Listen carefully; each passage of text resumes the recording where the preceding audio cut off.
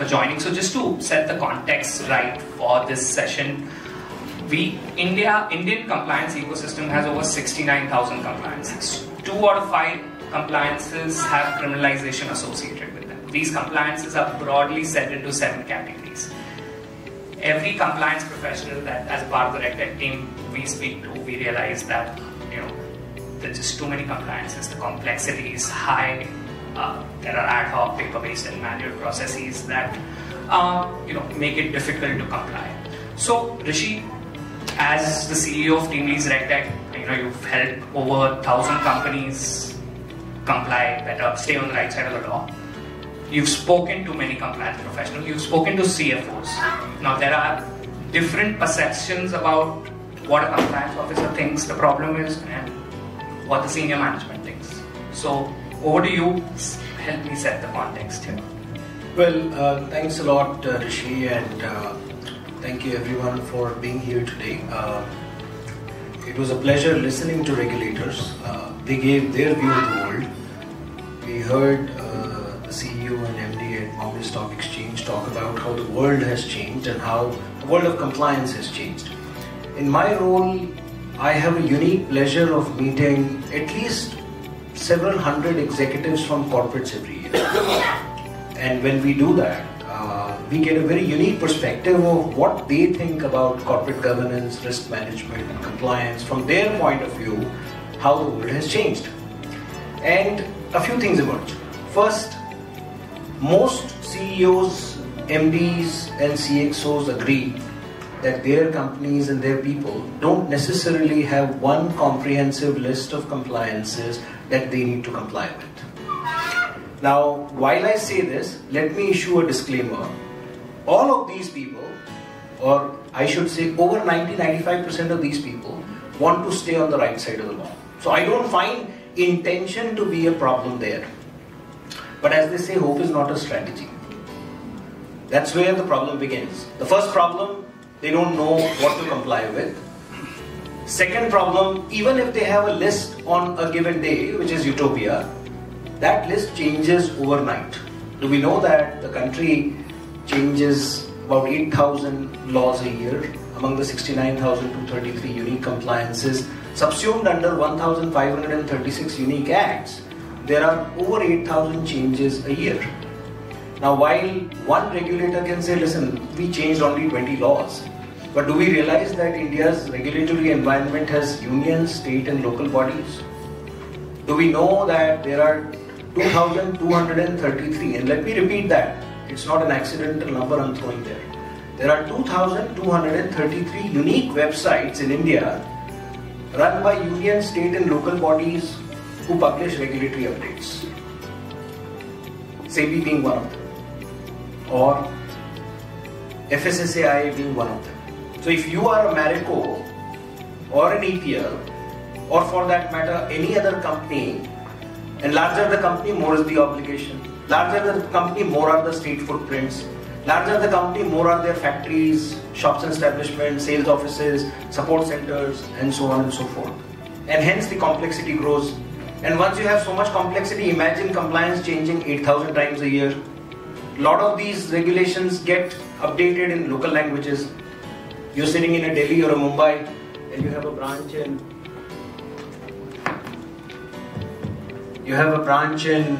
Kerala or Tamil Nadu or one of the states, and the regulatory update has just come in the local language. A shall versus a should will make a difference.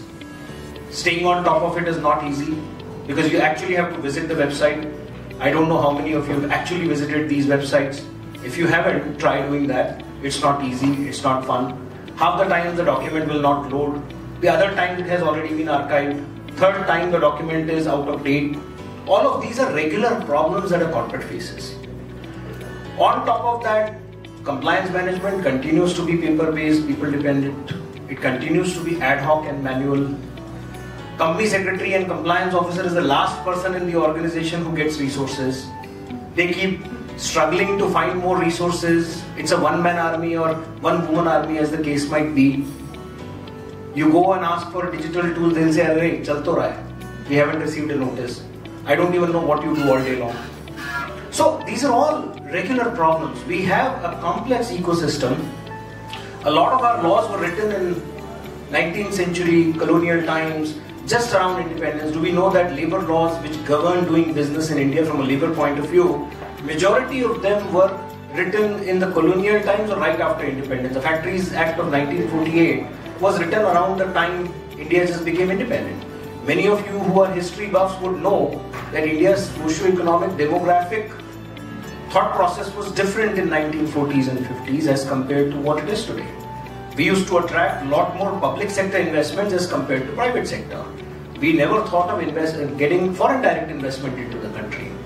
All of these are things that have changed. In last 75 years, the world around us has changed, but a lot of regulations still continue to be, the old way, and things have to start changing.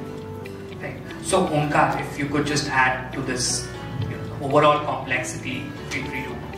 So, I think Rishi has very well summarized the complexity of the profession and the professionals in it. Just to give a context, I think we have around 1.6 million companies registered in India, out of which few thousands are listed on stock exchanges. So when we are discussing SEBI, when we are discussing the complex dematerialization and all these concepts, we have to understand that there are only 80,000 odd company secretaries who are dealing with these kind of companies. So there is a disparity between the compliance professionals who are assigned with the responsibility to ensure that the companies are complying. At the same time, the number is ever increasing due to ease of doing business, due to various initiatives like OPCs, private limited companies. More and more companies are getting incorporated day in, day out. And what is eventually happening is, as rightly mentioned by Rishi, there are, once a company is established, there are thousands of laws which one has to monitor. And it's not an easy job. I think all of us who are sitting in this room are very well aware of that. I don't think anyone will disagree. At the same time, I would want to just mention that as Rishi mentioned, that the companies, 90-95% of the companies want to comply. At the same time, we have to also appreciate from the regulator's perspective that the intention of bringing in the regulations is never wrong. As a compliance professionals, what we understand and what we feel is a need for that particular regulation, why that is coming.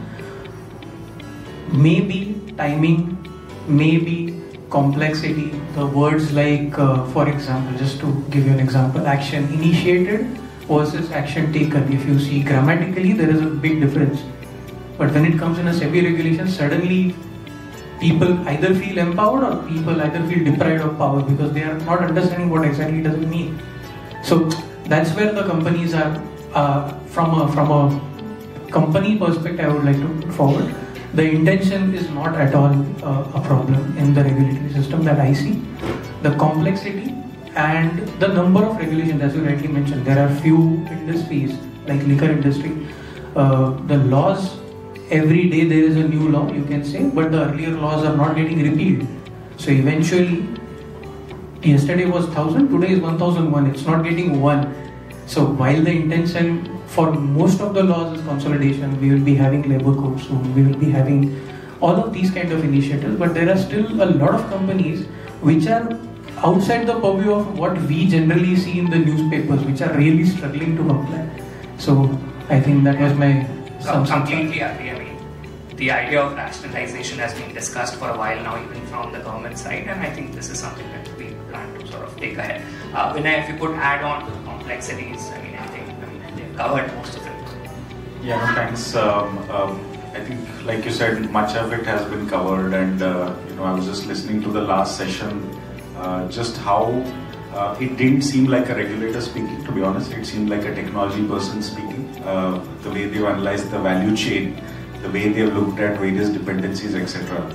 So I'll just talk on two aspects. So one is a broader context. Second is, rather than looking at it as a challenge, what is the value proposition? So allow me 2 minutes on that. So one is, if I look outward, stepping out of my shoes as a compliance officer, today the government is talking about e-governance for many years now.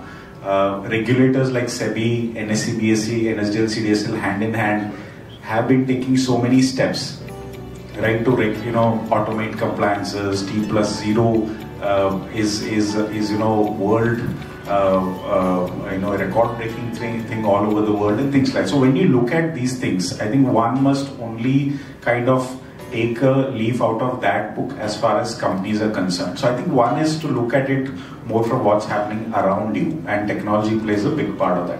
Second is, I think all the challenges that have been mentioned are right, but I think there is some compliance officers should look at value propositions. So let me give a slightly different picture maybe. If you look at businesses, right, all you need to do is imagine yourself to be part of that business. So what is business doing today? Business trying to automate everything, right? Supply chain is automated, product innovation is getting automated, and things like that. So you're part of that ecosystem, right? So why should a compliance function be left behind in the organization, right?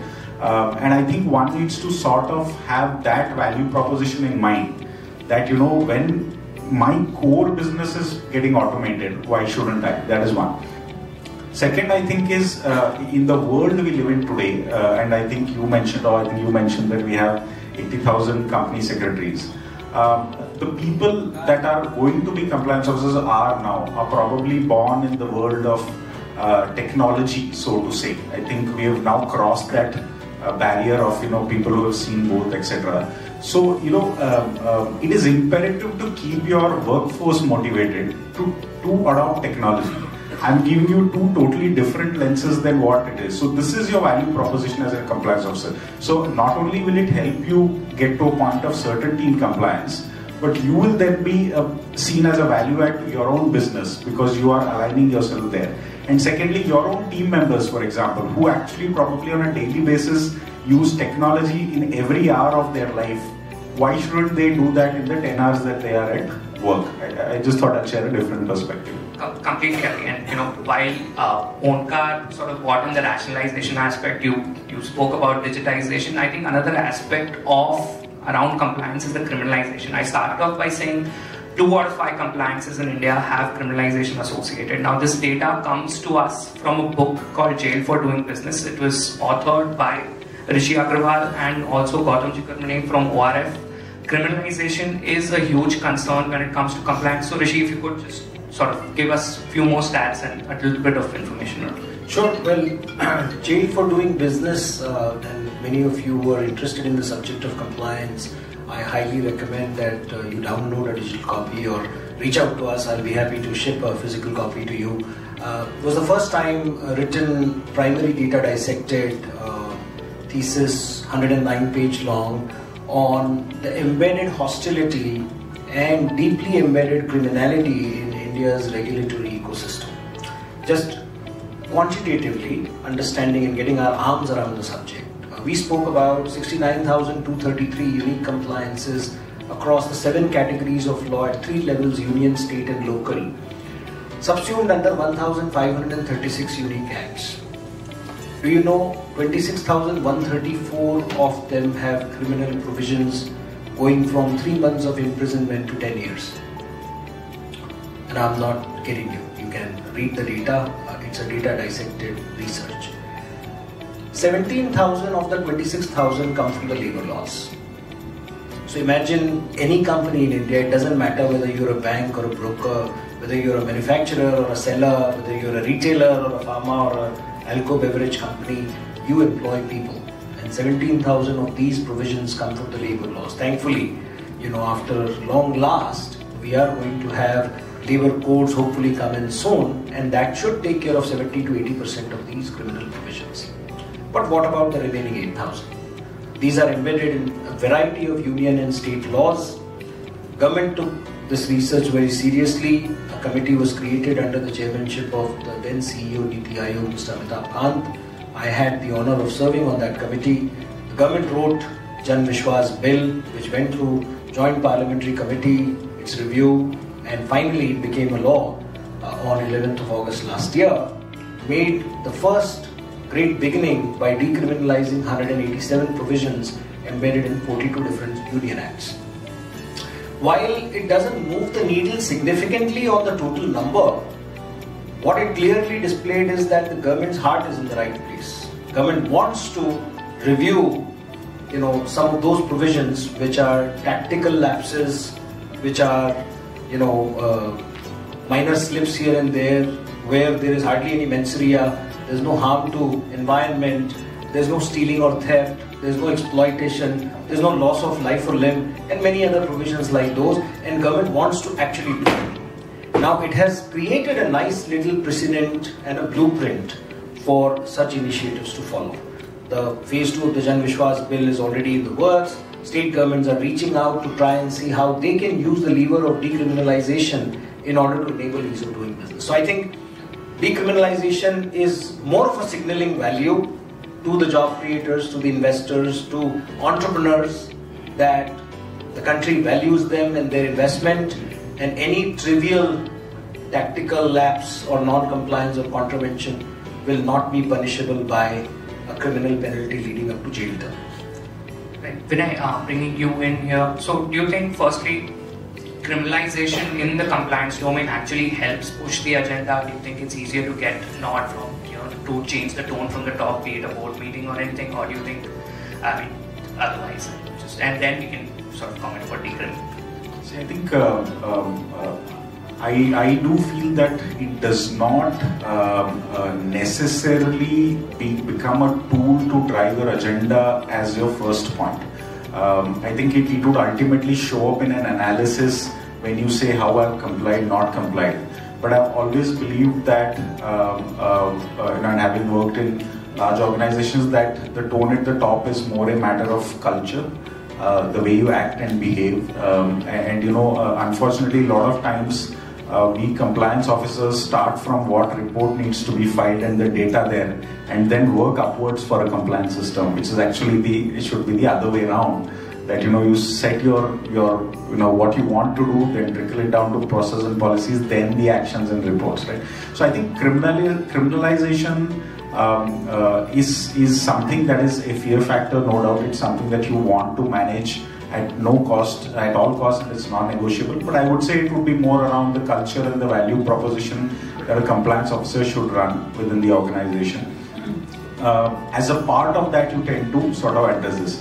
Having said that, I fully agree with the point that Rishi is making, in the sense that the move towards decriminalization is the right thing to do, because we want businesses to flourish, at the same time holding the ethical compass in mind. So you do not want to create a scenario where businesses are focusing too much on avoiding certain compliances rather than focusing on business. So that fine balance will come. Secondly, the trust of the investors will increase on the country, in the sense that it's easy to do business, it's easy to sort of put my money in and take my money out in terms of return, etc. And thirdly, I think today in the startup environment, I think it's essential to give this right fillip to the business and decriminalize. Like you rightly said on labor laws, I think one thing that still comes to my mind, which is probably still there today, is the provisions on a notice board somewhere in the factory. We have moved to an era where the updates on your plane being delayed come on a WhatsApp message, right? So I think I sort of fully, and the startups are doing exactly that, right? So in that context, I feel yes, decriminalization should happen. And compliance officers, I think, should always adopt a Pareto and say that these are my high impact items. In addition to criminalization, I would put reputation as probably equally important. Because criminalization is survival of the individual, reputation is survival of the business. So I would put them side by side as focus areas for us. Very well put that. Onkar, if you could add to the criminalization aspect, and then we move on to the technology. Yeah, so completely in sync with what Rishi and Vinay have shared. Just one thing, while criminalization, or rather the decriminalization will help, what actually should also increase is raising of awareness. Because the top management, the people who are sitting on the board, as everyone knows, most of them are independent directors, non-executive directors, not directly involved in the businesses of the company. I think the impetus should be from them also to the management, that please make us aware of what are our responsibilities. While there are many provisions for familiarization, etc., etc., there should be, in my view, more push towards the training of directors about the companies where they are actually holding the positions, which in a way will help the management to understand the seriousness. As in, I'm just giving one more perspective from what has been discussed, because while decriminalization is happening, it should not lead to lack of seriousness in that. So one thing getting less should be pushed from the other part, and more from awareness perspective than from any other compliance perspective, to say so. Yeah, and Vinay, we'll stay with you. Omkar, we'll stay with you here. So, bringing the aspect of technology here. Now, you said that we should have something else to replace the decriminalization aspect. Now, what role do you think having an internal monitoring system can play within the compliance team as a compliance officer, and how do you see the Regtech future? So, I think the future is Regtech. I will not say what is the future of Regtech. I will say the future is Regtech. Eventually, we all will have to move towards that. Again, the restrictions are usual: lack of resources, lack of funds, etc., etc., etc. They are not uncommon for any of the company. However, what I think is Regtech is very important in all of these important knowing of the updates, creating awareness, etc., etc. However, at the same time, what is important is how do we ensure that let's say I have implemented a tool for compliance monitoring purpose. At what point in time I am 100% sure that there is nothing out of the system? Is there any system which gives me that comfort as a compliance officer of a company? Is there anything? We can take compliance certificates from the person who has implemented the tool, but does that really help? Is that going to pass on the buck from the company to that service provider? Right now, the answer is no. So, eventually, what I feel, while the Regtech is the future, there will be a manual part which will always stay unless and until we reach a stage that, okay, this is now stabilized. Now, this is not going to change. Like, for example, I will say, just to MCA V2, the entire industry, earlier when it was launched, everyone grappled with challenges. By the time they settled in, okay, now I know what time I have to start filing the form to ensure that it is filed within the deadline. Till the time the industry reached that thing plus few years, we moved to MCA V3. So is there going to be that comfort which is going to be permanent and common across the industry for the Regtech, for the tools that are available in the market are going to be available in the market? That is a good question from a company perspective, from a management perspective. So if I go to my management and say, look, I have to implement a tool, the answer is, the first question is very good, go ahead, automation, X, Y, Z, and this is common across the industry. The last question, however, after all of this is, what is the responsibility, what is the consequence management? Are we going to be still liable, or what is going to happen? The answer to that still does not lie anywhere in the system, and I think, I don't know, maybe just putting a chit out of my hat, maybe regulation for the tech companies also is one way to ensure, because if you are implementing, if there are registered Regtech players, if you are taking some tool from them, the responsibility will lie. Maybe something like that. So just putting a chit out of my hat for the discussion purpose. So Rishi, if I could bring you in here, I mean, Omkar spoke about how internal processes can help. Do you think that the sense of accountability or transparency helps build a culture of compliance here? No, absolutely. I mean, one of the biggest issues that I often hear corporate executives talk about is information asymmetry. A lot of them don't know what they need to comply with. They don't know if there is a number that they should hold their teams accountable to. Oftentimes that number is fluid because new regulations come in, additional compliances happen, change of dates and timelines happen, change of forms happen, change of duty structure, rate structure, penalty structure, penal provisions happen, minimum wages case structures will change and so on and so forth. So every day is a new beginning. You can never say you've arrived. When you wake up in the morning and come back to office, it's a new day. And I think the way to look at culture is to first get rid of the information asymmetry that is rampant in the system. The executive has one view of the world. The independent director has a very different view of the world. If you see the number of questions that get asked in board meetings these days around regulatory compliance and corporate governance has changed dramatically. And I'm sure, our friends here, both from corporates, will share some inputs. I was talking to a few executives and a very interesting data point came up that 10 years ago, a disproportionately large portion of the time in a board meeting got spent on, financials. Today, the time spent on financial kind of evens out with governance related discussions. Now, while this may sound like a trivial observation to me, if boards spend so much time on governance and compliance, obviously it's flashing more often in their collective consciousness than what it used to 10 years ago.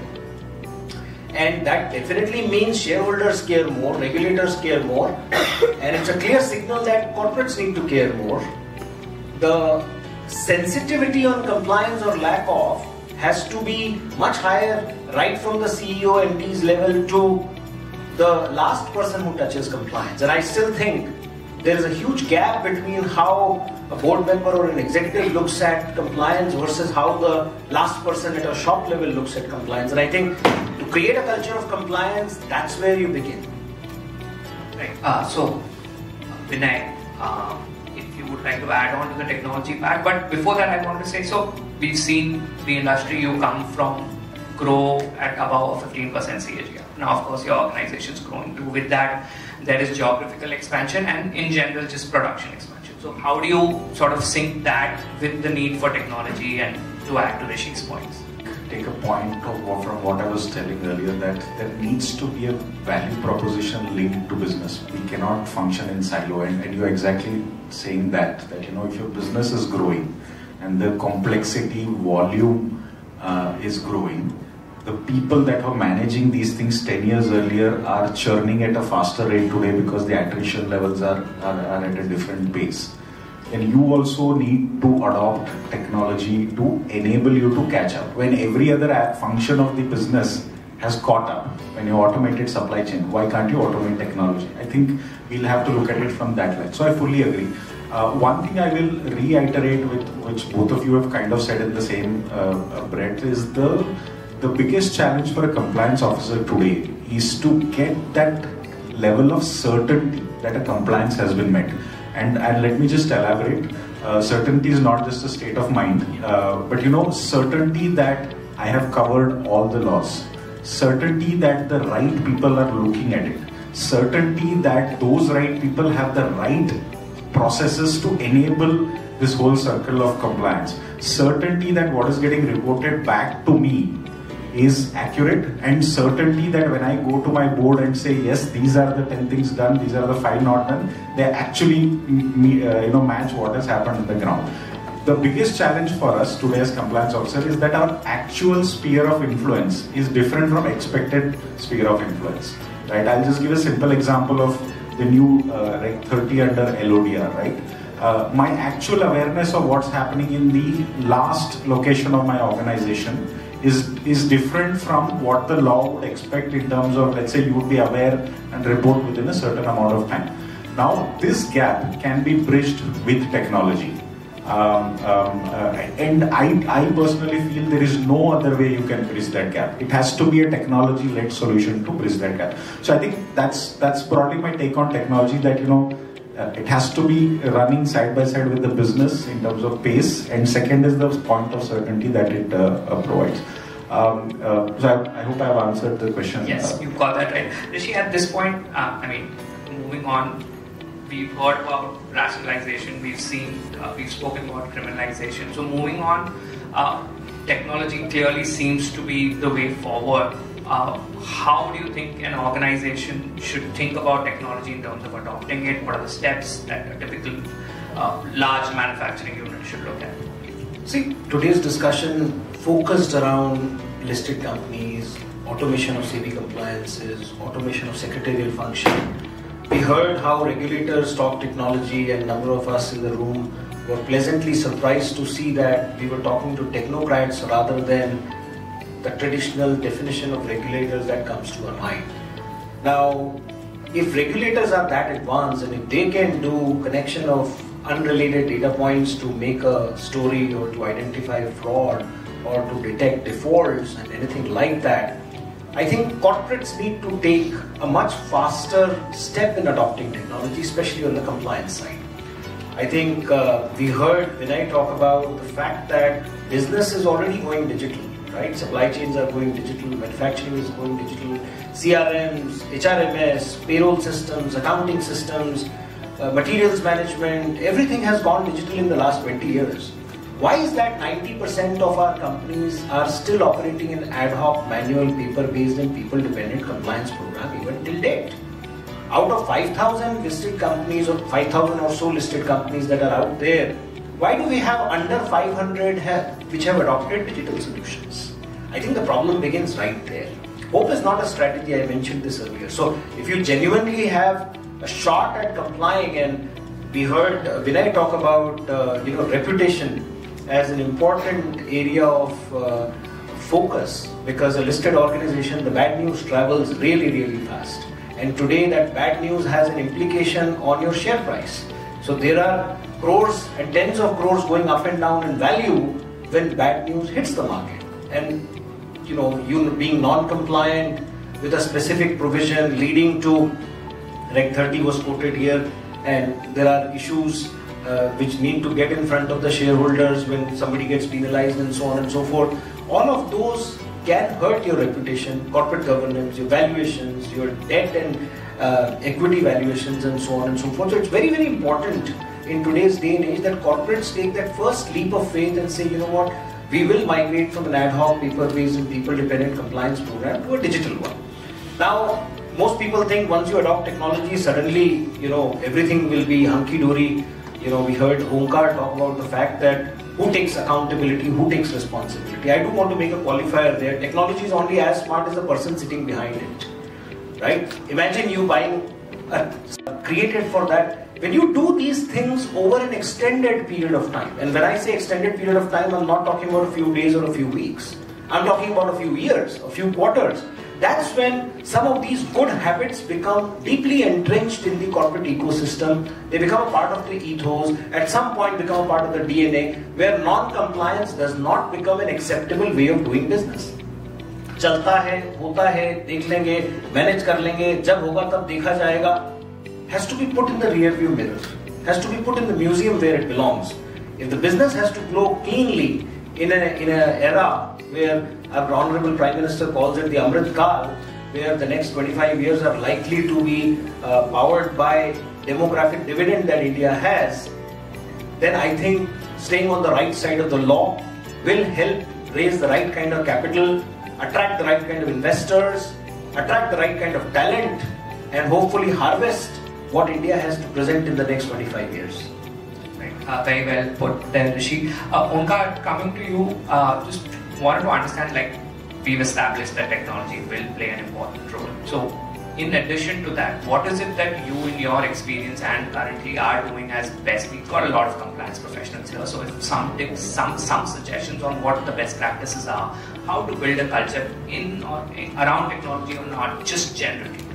No, so to answer that, to simply put, when I joined the profession as a management trainee, the first thing that I was taught was come to office 15 minutes early, open all regulatory websites which are applicable to you, note down all the updates and circulate to the entire management.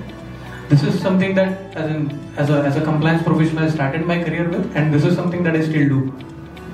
Let me give you the good news. Go to teamleadsregtech.com. All of this is provided free of cost on our website every day. 8,000 changes. So you need not do that.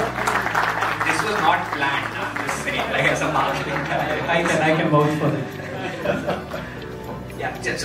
Yeah. So this is something as a practice compliance professionals have been doing, and I think they will be doing until and unless, as I said, they get a comfort or something about the tool that they have adopted for compliance. Also, what helps in compliance is planning. These industry bodies to raise your representations, ask questions at the right time to ensure that the compliance will eventually happen on the right last day. We have seen, so just to give you a very recent example, the large corporate compliance. The circular came in October 23. Suddenly people have started asking questions after 1st April. What are we supposed to do? Are we supposed to do the annual disclosure? What is the time? X, Y, Z. We had time for 5 years. We did not utilize. As an industry, I am saying we. because I am also a part of that industry. So we started asking questions when the compliance became due, not at the time when the circular was actually issued. So as a good practice for I know, as again, not reiterating the cost, resources, etc., but as a compliance officer, the responsibility, and I feel also, while there is one compliance officer who is designated as he is the compliance officer of a company, eventually every person working in a team has to act like a compliance officer for the area that he is dealing with, because eventually a compliance officer is not going to check in each and every plant that the operations are happening okay, whether the labor law extracts are published, or whether the overtimes are being paid right, contract labor contracts are happening. All of this, eventually there is a trust part, and the trust part is coming from the people who should also act as compliance officer for their domain. So one good practice as a suggestion, and that's what I have worked in my entire life, compliance officer is every person who is working on compliance. It's not just one company. That's why we see some of the organizations calling chief compliance officer kind of thing. So he's just the chief. There are multiple other compliance officers working in that company. So that is one. Another thing also which is important, as I'm taking this opportunity since the regulators are also here, from future perspective, I think simplification of the laws will help people do the compliance in a better manner. Or if you want to keep the laws complicated, at least issue the FAQs so that there is no confusion at the last moment. We don't unnecessarily spend time on thinking and evaluating what is very simple. That is one. Also, one of the thing, as I said, another thing out of my hat, maybe we can restrict the regulatory updates at a particular time. Okay, this period of this quarter you will get the updates. Baki everything you implement them. Next is going to come only at the next quarter, next 6 months, whatever we decide, as in whatever the review. It may not sound right, but it's just as I said, at the same time appreciating the fact that the regulators have always given us a time to implement. It's not that ki haan aaj aaya kal se karo. It's not going to happen. It is never going to happen. It has never happened. But at the same time, we need to look at possible options to ensure that the compliance is easy and compliance is across everyone. Fair point. And extending the aspect of confusion brought by Omkar. Vinay, how important, and this is mostly for the young compliance professional here, how important is it for a company secretary or a compliance officer to understand the business also?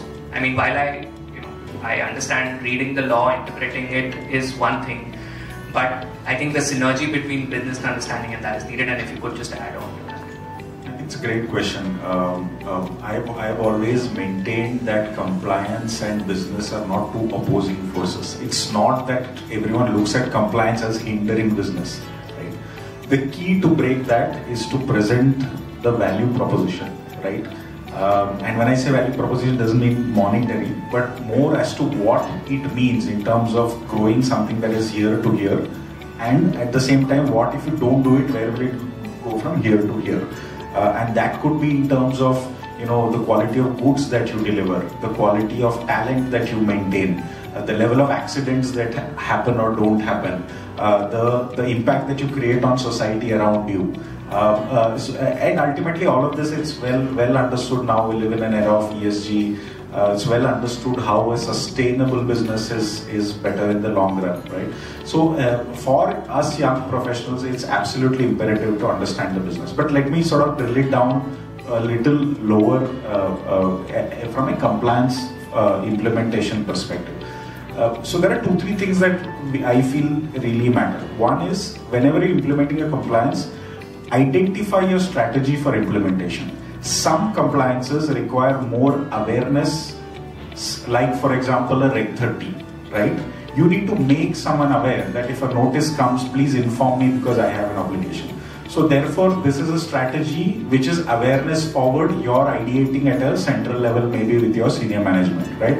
So here you think of frequency of awareness, modes of awareness, measuring how my awareness is actually translating into action, etc. The second strategy that you can potentially adopt is capacity building. A classic example for this is the data privacy law. right? As Indians, we are probably not instinctively attuned to maintain privacy of personal information because we are open and trusting by culture, right? So here you need your teams to build capability. You need them to understand what happens and things like that. So there you say, I will dial up capacity building. Awareness will probably be second, and third will be something else, right? Another lens that you can look at is systems and controls, and that's where Regtech will come in a big way. Certain compliances are more volume based, but even one instance is not something that needs to. For example, a financial control, right? A fraudulent transaction, a wrong processing, a wrong reporting from a secretarial perspective, etc. Here you dial up processes and control and say automation, tagging, workflow, all of those things. So strategy around compliance implementation, I feel, is something we should spend a lot of time on to get it right ultimately. This is one. Second is, I think, as a compliance officer, we need to adopt the role of someone who gives an early warning. I don't think that any board will say that non-compliance will never happen, right? What you need to do is give an early warning to the management that this is the law, this could be the potential challenges, one needs to do this, etc., right? And then you get into the zone of risk management, how you mitigate and things like that. The other thing that I will say is when it comes to technology outside of the systems and processes, think a little creative. I mean, think of yourself as a brand manager who's promoting his or her brand, right? So for example, I'll just give you a very simple example. At Marico, we send WhatsApp messages to employees saying prohibited period has started. We will send reminders during the prohibited period, right? You're more likely to look at a WhatsApp message than one email in 100. I'll just give an example. There could be several other modes, right? A screensaver on your laptop, for example. Every morning, everybody opens. So you're like a brand manager who has put a billboard somewhere, right? So I think adopting something which fits this era of people's thinking, living and behaving into compliance will make it more impactful, so to say.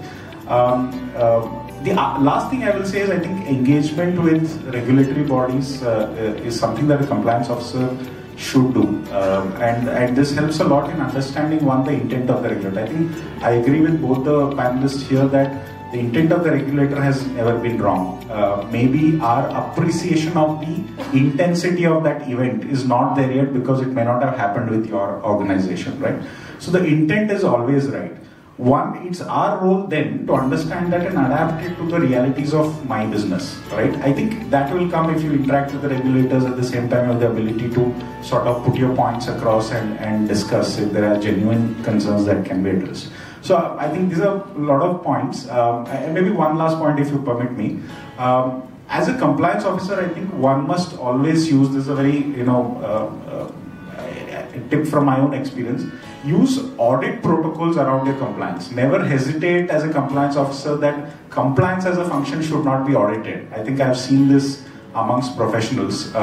Lot of people in business use an audit protocol to actually test the success of a compliance and actually correct before something really goes wrong, right? So use or put an audit layer always on top of your compliance system, even though it's uncomfortable for you. It might actually show the faults in the way you are yourself implementing, but don't hesitate from that.